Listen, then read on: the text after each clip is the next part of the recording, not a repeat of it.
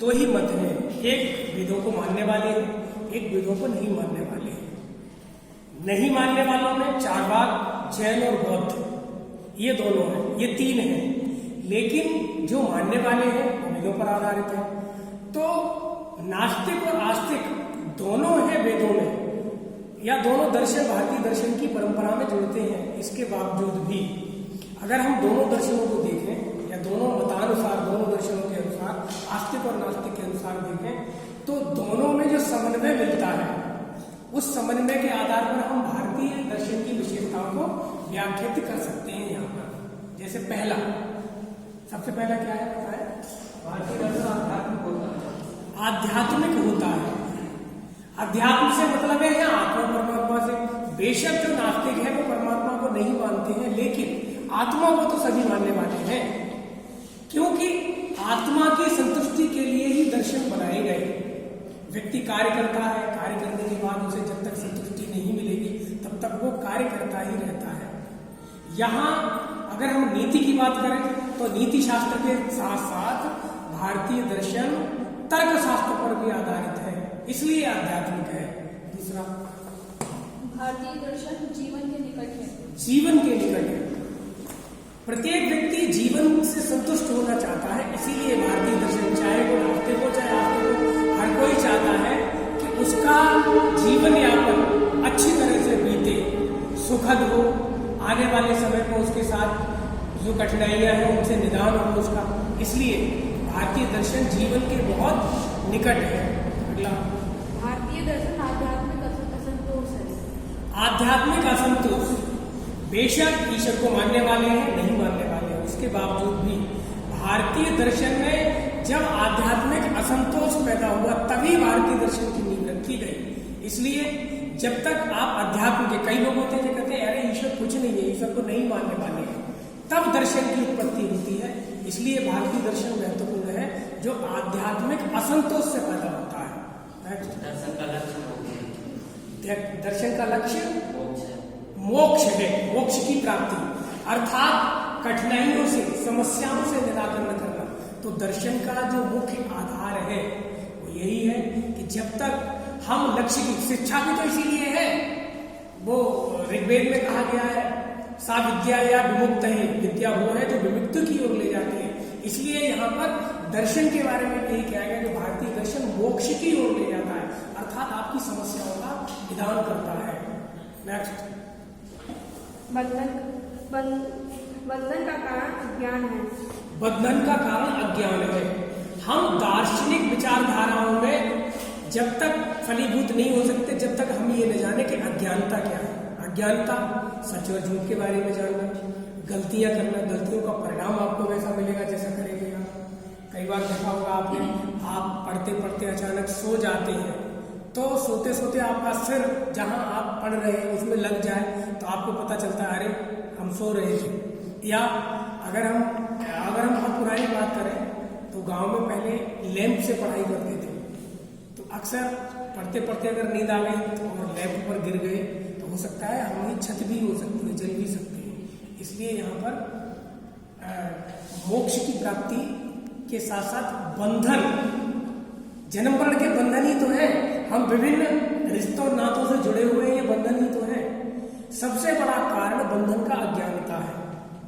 इसलिए हम दर्शन के माध्यम से इस अज्ञानता से दूर हो सकते हैं। अगला, भारतीय दर्शन मनोवैज्ञानिक सत्यों पर आधारित है। मनोवैज्ञानिक सत्यों पर आधारित है। व्यवहार के आधार पर ही हम भारतीय दर्शन को जान सकते हैं। मनोवैज्ञानिक अर्थात हमारे मन में जो भी ढेर सारी विचारधाराएं चलती हैं उनकी आधारशिला दर्शन है। दर्शन के माध्यम से हम विभिन्न सत्यों को जान सकते हैं और उन सत्यों को जान करके उनका निराकरण कर सकते हैं। मोक्ष के लिए अभ्यास तथा योग की आवश्यकता। अभ्यास और योग, पतंजलि का जो योग दर्शन है, इसे ऐसे भी कह सकते हैं, जो यहाँ योग दर्शन पतंजलि का है, ये आस्तिक दर्शनों में आता है। यहाँ अभ्यास की बात की गई है। जब तक हम अपने किसी भी कार्य का अभ्यास नहीं करेंगे तब तक शायद दर्शन की उस श्रेणी तक नहीं पहुंच सकते हैं जहां में मोक्ष की प्राप्ति हो सकती है। इसीलिए योग दर्शन में पतंजलि ने अष्टांग योग की बात की है। यम, नियम, आसन, प्राणायाम, प्रत्याहार,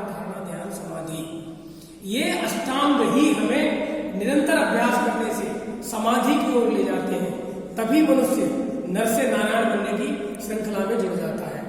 इसलिए हमें नर से नारायण बनने के लिए, मनुष्य तो सभी हैं, लेकिन हम देवत्व रूप तभी प्राप्त कर सकते हैं जब हम इनका निरंतर अभ्यास करते रहेंगे। धर्म और दर्शन का संबंध, धर्म और दर्शन का संबंध, धर्म और दर्शन का समन्वय। धर्म क्या है? हमने कहा ना, आपकी जीवनचर्या क्या है, आपकी जीवन की शैली क्या है। अगर हम उस जीवन की शैली को सात्विकता के साथ और शाश्वत नियमों के साथ अगर हम जोड़ दें, जैसे यहाँ सांख्य में 25 जो बातें बताई गई है, इनमें पंच कर्मेंद्रियां, पांच ज्ञानेंद्रियां, पंच महाभूत हैं, इन सबको हम इकट्ठा करके अगर जोड़ दें, इनका समन्वय करें, तो धर्म और दर्शन दोनों को मिला दें तो निश्चित है मोक्ष की प्राप्ति हो सकती है, अर्थात सुख की प्राप्ति हो सकती है, जिसके लिए हम इस पृथ्वी पर आए हैं, जियो और जीनो के लिए। धर्म तो यही कहता है ना, कोई मजहब ये नहीं कहता कि आपस में बैर करो, धर्म यही कहता है कि जियो और जीने दो, आप भी जियो, हमको भी जीने दो। तो उसी श्रृंखला में अगर हम इन दर्शनों को जोड़ लें तो धर्म और दर्शन दोनों का समन्वय ही वास्तव में दर्शन है। भारतीय दर्शन बौद्धिक है।